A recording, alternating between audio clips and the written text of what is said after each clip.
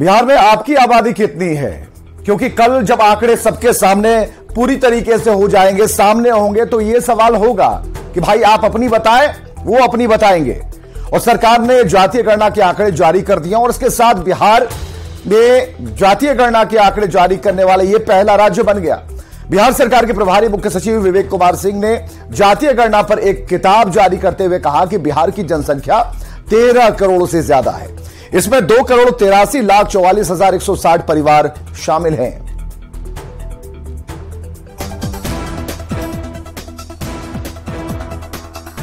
बिहार में जाति आधारित गणना की रिपोर्ट जारी कर दी गई है। कास्ट सेंसस के मुताबिक बिहार में हिंदुओं की सबसे ज्यादा आबादी करीब 82% है, जबकि अति पिछड़ा वर्ग 36%, पिछड़े वर्ग की आबादी 27% के आसपास है। रिपोर्ट का सियासी गलियारे के साथ ही आम लोगों को भी बेसब्री से इंतजार था। लोकसभा चुनाव 2024 से पहले इस रिपोर्ट को नीतीश सरकार का सबसे बड़ा दांव माना जा रहा है। बिहार सरकार की जाति आधारित गणना की रिपोर्ट के मुताबिक पिछड़ा वर्ग 3,54,63,936 यानी 27.12% है। अत्यंत पिछड़ा वर्ग 4,70,80,514 है, यानी कुल जनसंख्या का 36.01%। अनुसूचित जाति 2,56,89,820 यानी 19.65%। अनुसूचित जनजाति 21,99,361 यानी 1.68%। अनारक्षित 2,02,91,679 यानी 15.52% है। वो बिहार में कुल सर्वेक्षित परिवारों की कुल संख्या 2,83,44,107 है और इसमें कुल जो जनसंख्या है 13,07,25,310 है और इसमें अस्थायी प्रवासी स्थिति में 53,72,022 लोग हैं। इसी तरह से हम लोगों ने पूरे राज्य में जो फिगर्स हैं उसको संकलित करके पुरुषों की संख्या 4,41,00,000 के करीब है, महिलाओं की संख्या 6,11,00,000 के करीब है। इस रिपोर्ट में नीतीश सरकार ने कुल 215 जातियों का आंकड़ा जारी किया। इन आंकड़ों के मुताबिक बिहार में जाति के हिसाब से जनसंख्या इस तरह है: ब्राह्मण 47,81,280 3.65%,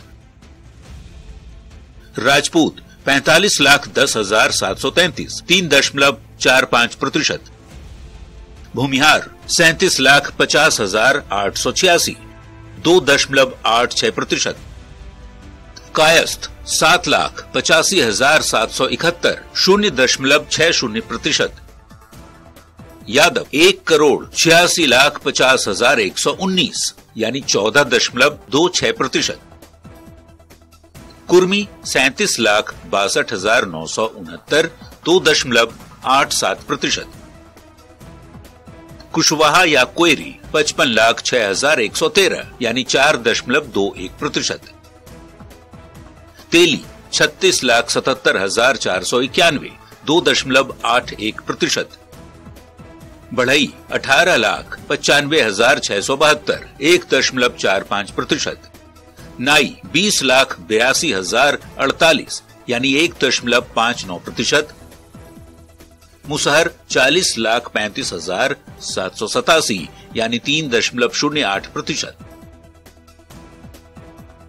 पासी 12,88,031 यानी 0.98% और धोबी यानी रजक 10,96,158 जो कि कुल आबादी का 0.83% है।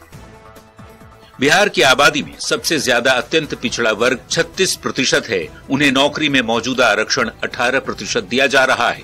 27% ओबीसी है, इनके लिए 12% आरक्षण है। मौजूदा समय में बिहार में ईबीसी और ओबीसी को मिलाकर 30% के रिजर्वेशन का प्रावधान है, जबकि जाति आधारित गणना के मुताबिक इन दोनों की संख्या जोड़ ली जाए तो इस वर्ग की आबादी करीब 63% हो चुकी है।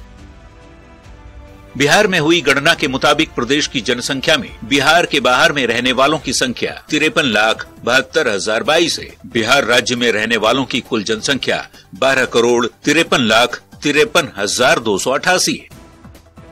कास्ट सेंसस पर कब कब क्या हुआ ये भी जान लीजिए। दरअसल बिहार में 2 फेज में जाति आधारित गणना पूरी हुई। पहला फेज 7 जनवरी 2023 से शुरू हुआ, जबकि दूसरा फेज 15 अप्रैल से। पहले चरण में मकानों की गिनती की गई। दूसरा फेज 15 अप्रैल से शुरू हुआ। दूसरे फेज में परिवारों की संख्या गिनी गई, लोगों के रहन सहन, आय के आंकड़े जुटाए गए। कास्ट सेंसस के बीच कोर्ट में पेंच भी फंस गया। पटना हाईकोर्ट की दखल के बाद 4 मई को गणना रोक दी गई। 1 अगस्त को पटना हाईकोर्ट सभी याचिकाएं खारिज कर दी, जबकि 19 अगस्त को सुप्रीम कोर्ट ने जाति आधारित सर्वे के नतीजे जारी करने का आदेश दिया। हालांकि बिहार की सियासत जाति के आसपास ही घूमती रहती है। चुनाव परिणामों पर इसका कितना असर होगा, देखने वाली बात होगी। न्यूज 18 के लिए पटना से आनंद अमृतराज के साथ ब्यूरो रिपोर्ट। तो बिहार सरकार ने सोमवार को जातीय गणना के आंकड़े जारी कर दिए और इसके साथ ही बिहार जातीय गणना के आंकड़े जारी करने वाला पहला राज्य बन गया। लेकिन जातीय गणना के आंकड़े जारी होते ही सियासी बहस भी शुरू हो गई। महागठबंधन के नेता जहां इसे अपनी उपलब्धि बताकर भुनाना चाहते हैं, तो बीजेपी का कहना है कि बिहार की सरकार आंकड़ों के जरिए लोगों की आंखों में धूल झोंक रही है।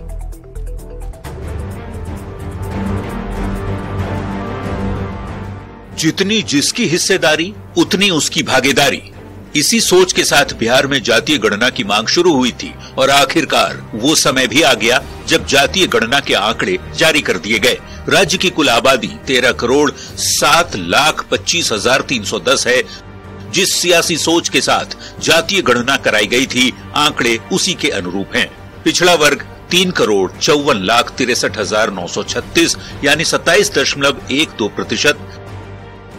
अत्यंत पिछड़ा वर्ग 4,70,80,514 36.01%। अनुसूचित जाति 2,56,89,820 19.65%। अनुसूचित जनजाति 21,99,361 1.68% और अनारक्षित यानी सामान्य वर्ग 2,02,91,679 यानी 15.52% है।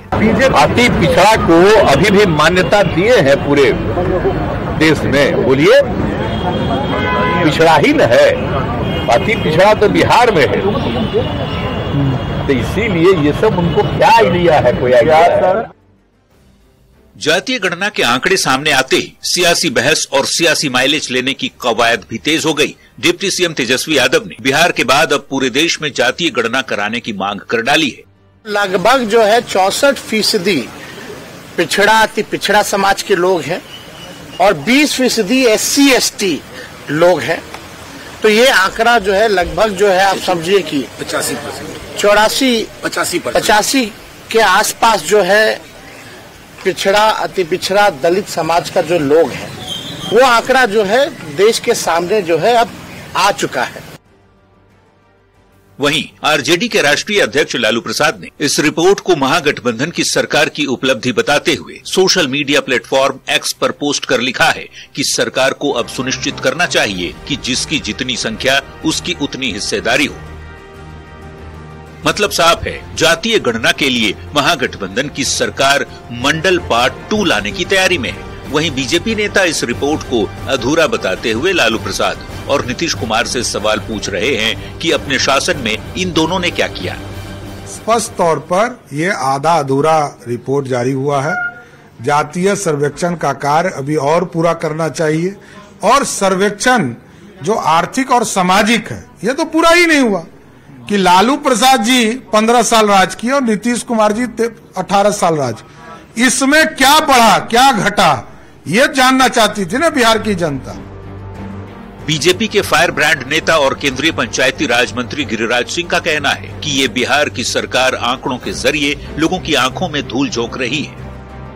ये जातीय जनगणना प्रकाशित करने के बजाय ये रिपोर्ट कार्ड पेश करके कितने हम गरीबों को रोजगार दिया, कितने गरीबों को हमने नौकरी दी, कितने गरीब अमीर हुए, ये बेईमानी है गरीबों के प्रति।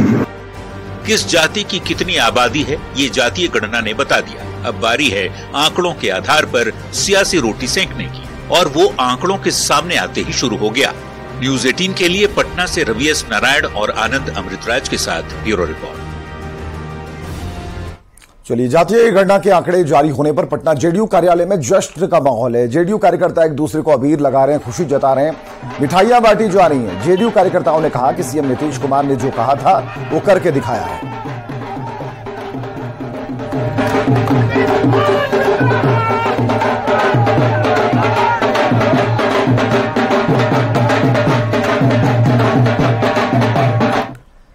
और इधर राहुल गांधी ने अपने सोशल मीडिया एक्स पर पोस्ट करते हुए लिखा है कि कांग्रेस पहले भी जातिगत जनगणना की पैरवी करती रही है। राहुल गांधी ने ट्वीट कर साफ किया और उन्होंने एक्स पर लिखा है कि बिहार में जातीय गणना से पता चला कि वहां ओबीसी, एससी, एसटी का जो प्रतिशत है वो क्या है। केंद्र की सरकार के 90 सचिवों में सिर्फ 3 ओबीसी हैं, जो भारत के मात्र 5% बजट संभालते हैं। इसलिए भारत के जातिगत आंकड़े को जानना जरूरी है। जितनी आबादी उतना हक, ये हमारा प्रण है।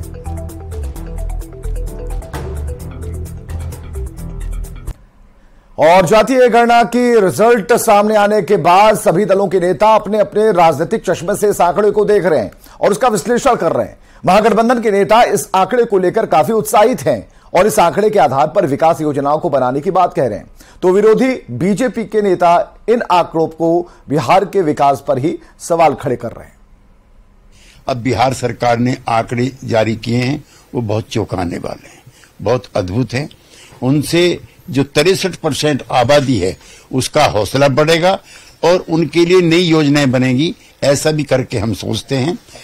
इंडिया ग्रुप जो हमारा है उसके कार्यक्रम में भी अगली मीटिंग में हम इसे जोड़ने का काम करेंगे। जनगणना का मतलब ही होता है आबादी की केवल संख्या नहीं, उनकी विभिन्न पहलुओं की भी जानकारी ली जाती है और उसी के आधार पर योजनाएं चलती रहती हैं। 10 साल के बाद राष्ट्रीय स्तर पर जनगणना होती है। इस बार तो थोड़ा अधिक समय लग गया। दोनों भाई कि जातीय जनगणना करने के बाद बिहार में कोई समस्या रहेगा ही नहीं, सारी बुराइयों की जड़ यही है। तो श्रीमान जी अब तो जातीय जनगणना आपने करा लिया, आपने जारी भी कर दिया, हमने देखा नहीं है अभी। लेकिन अब ये बताइए कि बिहार में जो लोग बेरोजगार हैं, जो किसान लोग हैं, जिनकी समस्याएं हैं, जिनकी आमदनी बहुत कम है देश भर में, उनकी आमदनी बढ़ाने के लिए, युवाओं को जो बेरोजगार हैं उनको रोजगार देने के लिए क्या आप नीति बना रखें। बड़ी अच्छी बात है कि जिस भी जाति के हों। हम लोग तो ये कह रहे हैं कि जैसे महिला अभी आरक्षण की बात अभी आदरणीय नरेंद्र मोदी जी ने किया, उसमें ये हुआ कि जाति का जनगणना होना चाहिए, सेंसस होना चाहिए। वो होने से क्या होता है, पता चलता है किस जाति के लोग क्या हैं, कितने गरीब हैं, अमीर हैं, उसके हिसाब से आरक्षण मिलेगा सब जातियों को। अगर कोई गलती हुई है तो ये तो फिर माननीय मुख्यमंत्री देखेंगे। ये जो जाति जनगणना जो कराया गया, ये बहुत अच्छी बात है। मैं तो कहूँगा पूरे देश को कराया जाए और आदरणीय प्रधानमंत्री से भी आग्रह करेंगे पूरे देश में जाति जनगणना कराइए और करा के ही आरक्षण की नीति को लाइए। ने तंज कसते हुए कहा कि नीतीश कुमार की नीयत में खोट है। अगर नीयत में खोट नहीं रहता तो सभी आंकड़े एक साथ आते। राजनीतिक लाभ के लिए नीतीश कुमार ने जातीय गणना का कार्ड खेला है।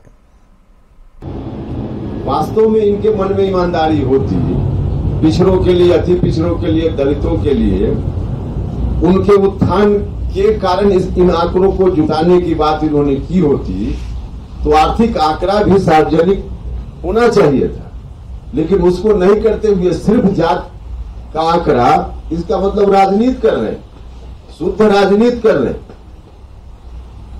और राजनीतिक मकसद से राजनीतिक लाभ कैसे चुनाव में मिल जाए, इस नियत से काम कर रहे हैं। इनकी नियत में खोट है। इसलिए हम कह रहे हैं कि इन चीजों का निराकरण करके और तब मुकम्मल तौर पे सारी बात, सारा आंकड़ा सामने आए, तो हम लोग तो चाहते ही हैं। और जनसुराज के संयोजक प्रशांत किशोर ने जातीय गणना के आंकड़े जारी होने के बाद नीतीश सरकार पर सवाल खड़ा किया। प्रशांत किशोर ने कहा कि बिहार में 18 साल से नीतीश कुमार सरकार चला रहे हैं, ऐसे में उन्हें आज जातीय गणना कराने की याद क्यों आई।